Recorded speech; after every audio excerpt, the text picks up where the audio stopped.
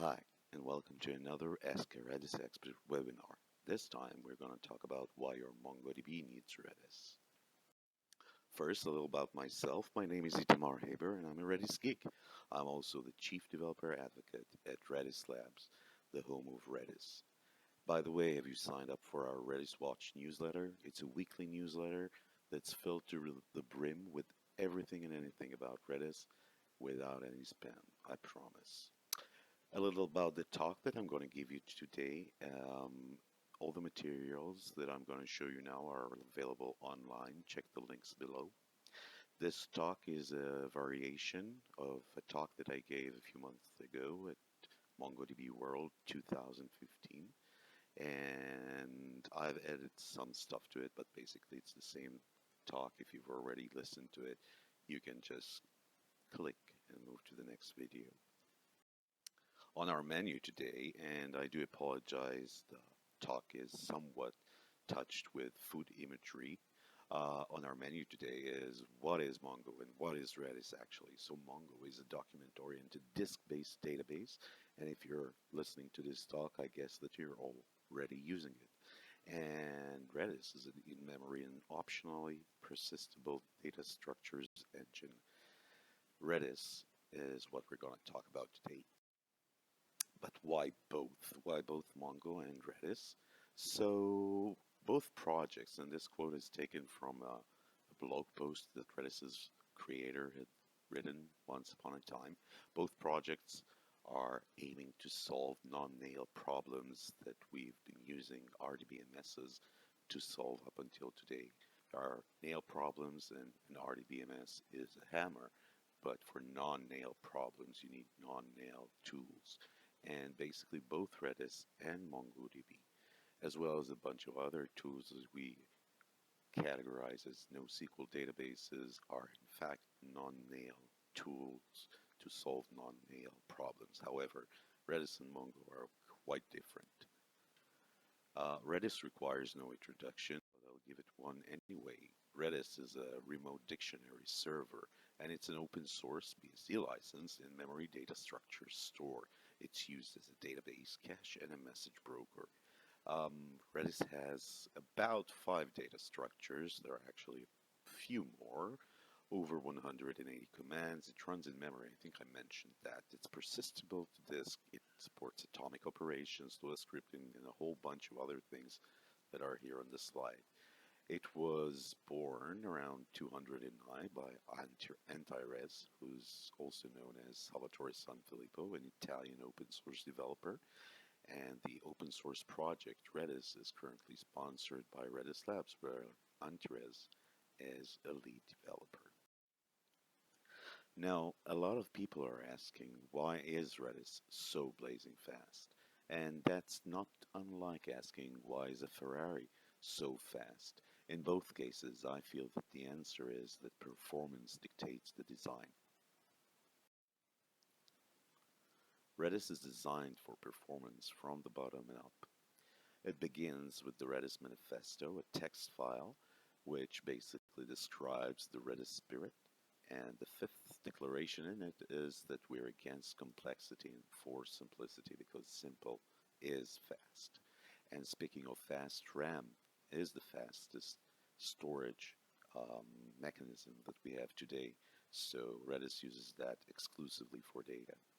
Redis is written in C, also the fastest language, possibly excluding assembly, and it relies on a single-threaded event loop design, which is known to be fast, or very fast actually. If you want a reference, check out Node.js, which uses a similar approach. Redis supports a bunch of data structures, the implementation of which is designed to be as performant as possible. And everything about Redis and the complexity of operations that it does is documented very, very clearly and transparently.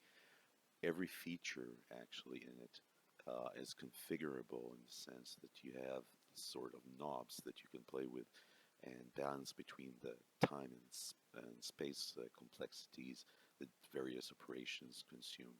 And I'd like to shamelessly plug here my previous webinar that talks only about performance and how you can achieve 1.5 million operations per second with Redis on a single Amazon Web Services Elastic Compute node.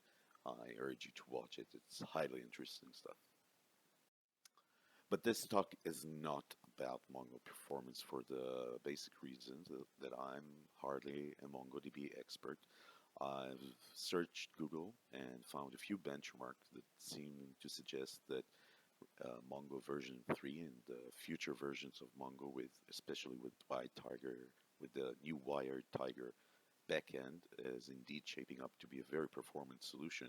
But be the case as it may be, I'm not here to speak about how you can increase the performance of your MongoDB. I'm actually going to show you something a little different. Let's start off with a starter dish, Quiche. So I guess everyone who's heard about Redis knows that you can make an excellent cache with Redis.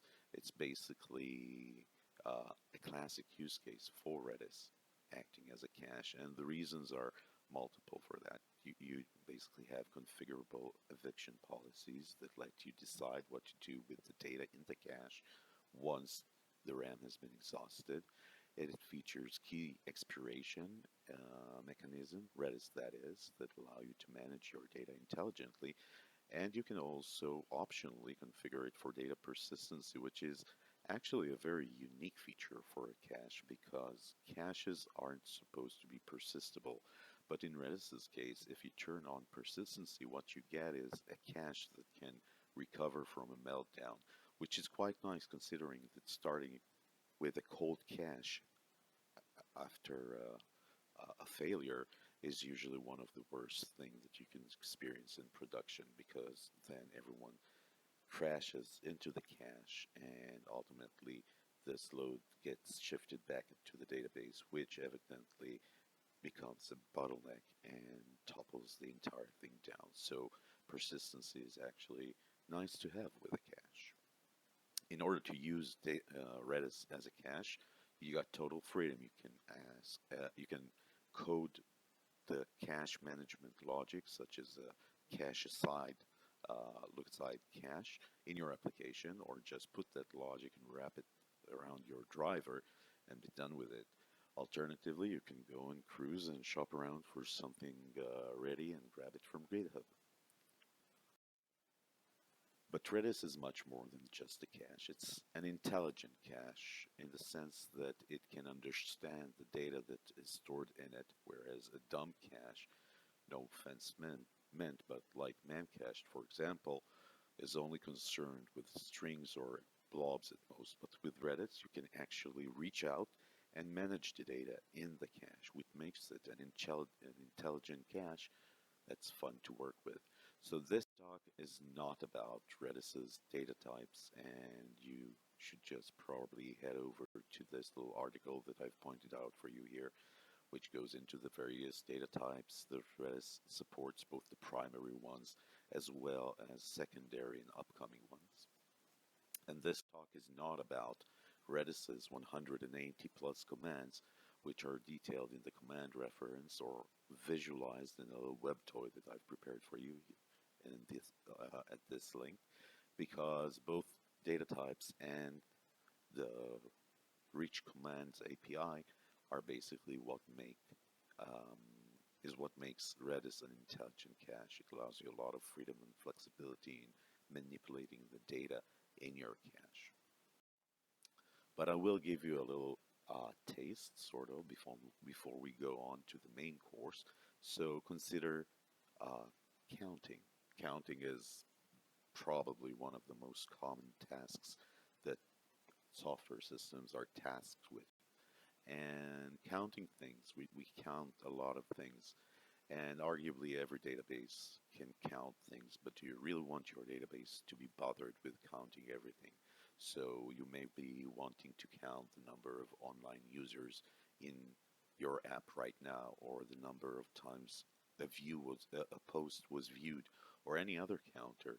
Now you can write this information to the database, but every write to the database, a disk-based database, will eventually take a price on it. Whereas Redis is an in-memory database, and it's great both for reading and writing stuff, so you can safely store your counters in it. It has a lot of tools for doing this really, really fast. And once you start putting counters in Redis, well, it's a slippery slope because the next thing you'll do is probably want to build a dashboard with all the counters. And from there on, well, read about more use cases from Redis online.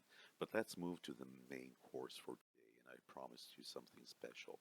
I want to show you how you can stop big data indigestion before it actually starts, how you can do it with Redis. You probably haven't seen anything like this diagram before, so I'll take you slowly through it. And I'd like to point out that MongoDB, as well as other databases, truly excel when it comes to handling the, the volume and variety of data that is currently being generated. So both in size and in the sense that MongoDB does not require a schema to store the data. Mongo can scale to enormous volumes and store your schemaless information in it. But any disk-based database, and Mongo included, would probably find it challenging to digest data coming at extreme velocity, which is another property of big data.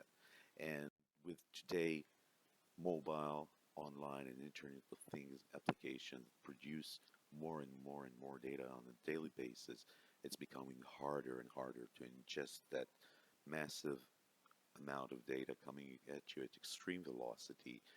And while you could perhaps store it and then try and analyze it offline after it was stored, nowadays we require online real-time dashboards and real-time insights and real-time analytics from our data streams. And this is becoming a challenge for disk-based databases simply because of response time.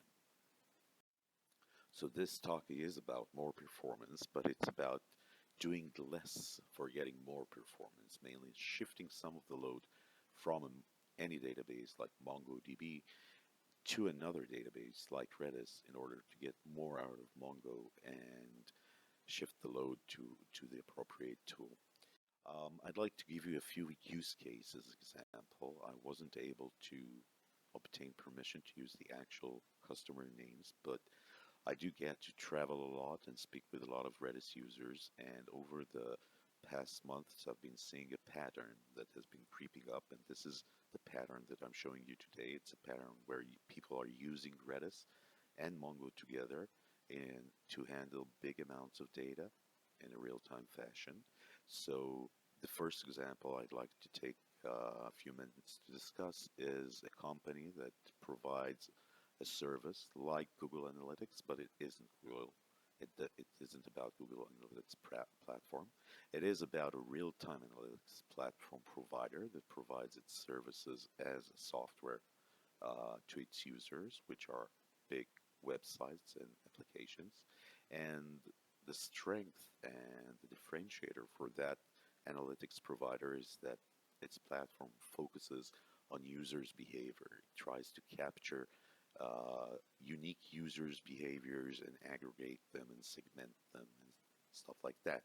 The primary data storage that this company uses is, in fact, MongoDB. But activity, if you consider what they're doing, they're basically recording events about activities that are performed on websites and web apps.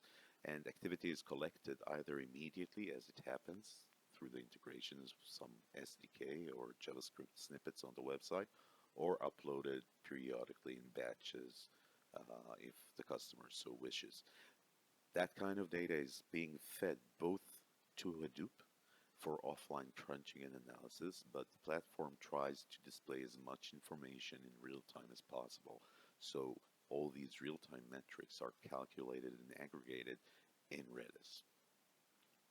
In order to make this example a little more visible, I've prepared a short diagram. So our diagram is actually quite simple. From the left-hand side, you can see the sessions events coming in, sort of a fire hose imagery going there, or a tidal wave, and it's flooding the system. This kind of stream is basically split into two parts, or rather duplicated. One duplicate is fed into Hadoop for offline analysis, where the other replica goes into Redis for real-time processing. Both are eventually spewed into and stored for longer term and reporting into MongoDB. I would like to focus on one of the tasks that Redis is entrusted with in this workflow, and that's actually what what's called sessionizing the data, making sessions out of events. So consider a stream of events, right? You got a lot of events that are coming in. Each event belongs to a session.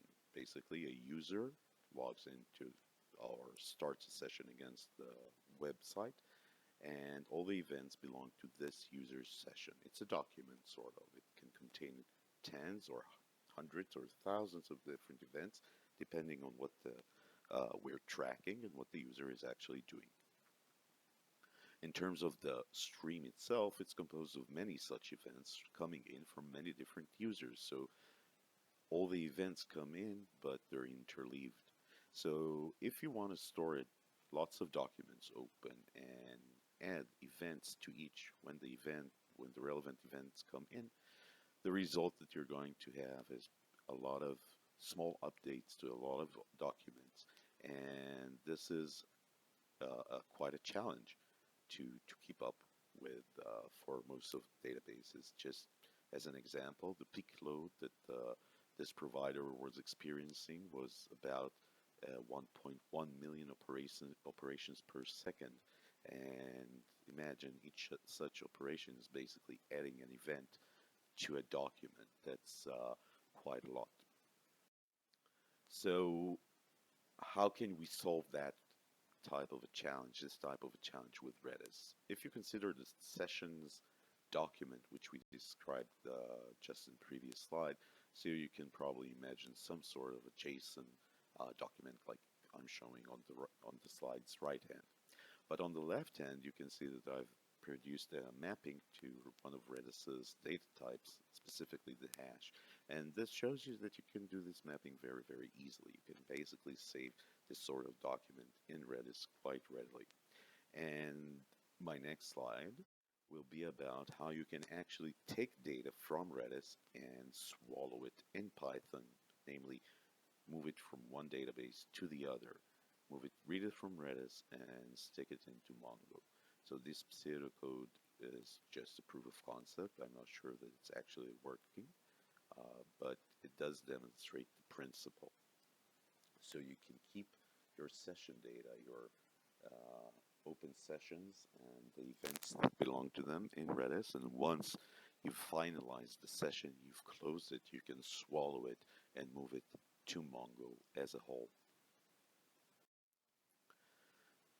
Speaking of which, how do you actually know that your session has ended? Think of the following. So a session basically can end under two scenarios.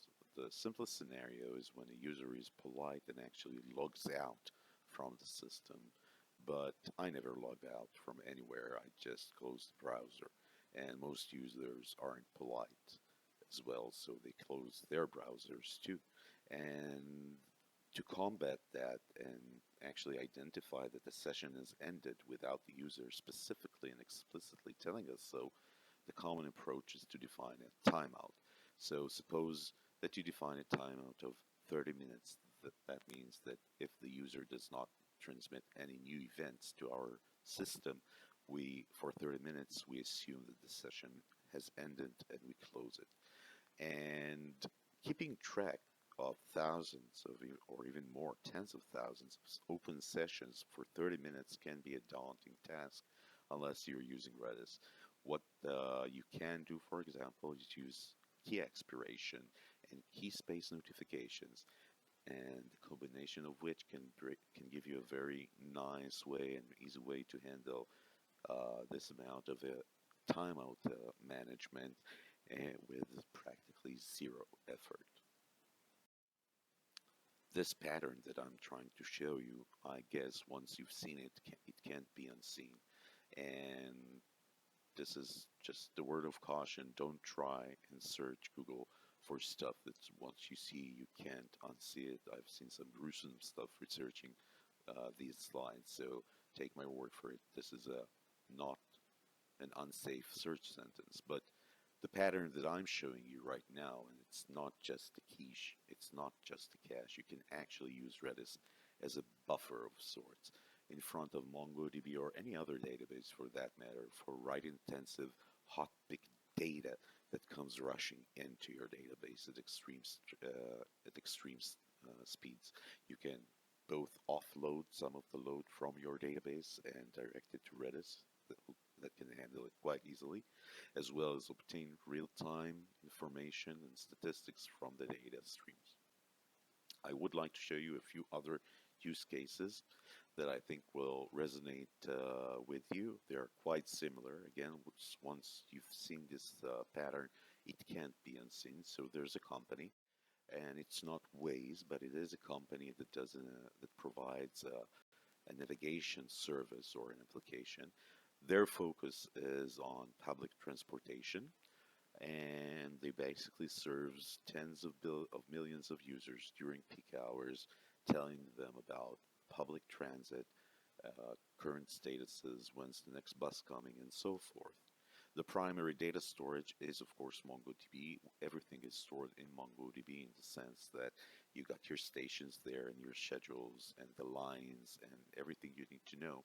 It gets refreshed on a weekly basis. But real-time information, such as real-time reporting from the apps themselves that are running on mobile devices and users reporting, as well as reports from GPS transponders on vehicles and other information that gets fed into the system is actually fed into Redis, and everything is kept updated in real time in order to provide feedback and notifications to the users that are using the service.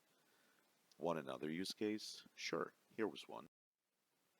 The next use case is not about Tinder, but it's about another dating application that focuses on groups that are in close proximity, sort of like threesomes and more. And the primary data storage is MongoDB. All user profiles, preferences, past swipes are stored in it, but real-time information such as where are users located right now and their positional updates, as well as their recent preferences, that is swiping left and right, are kept in Redis for maximum responsiveness before they're being pushed down the drain and moved forward into MongoDB. Another use case that I wanted to mention is a social on-live massive real-time game that's not Clash of Clans. It is actually a strategic game, sort of. It's a turn-based game where big teams compete for resources and compete for control over domains. The tournament setup and all the resources are, of course, managed in a database in MongoDB, but tournaments themselves are ran exclusively in Redis that actually manages and stores and monitors the entire progress of the match. And only afterwards does all the data, the outcomes, the finalized data is pushed down the track, down the digestive track to MongoDB for later processing and reporting. The last use case I wanted to share with you is about an Internet of Things startup. It's not weather.com, but, well, weather.com isn't a startup anymore, but it is a startup, a company that focuses on monitoring, environmental monitoring. They're running a pilot right now that's intended to fight forest fires and provide real-time information about developing trends, dangers, and actual fires. So what they're doing is they're using a lot of sensors that they've dropped into heavily forested areas where the climate is has the potential for fires, and these sensors are spread over huge distances and are all reporting various metrics through base stations like temperature, humidity, CO levels, you just name it.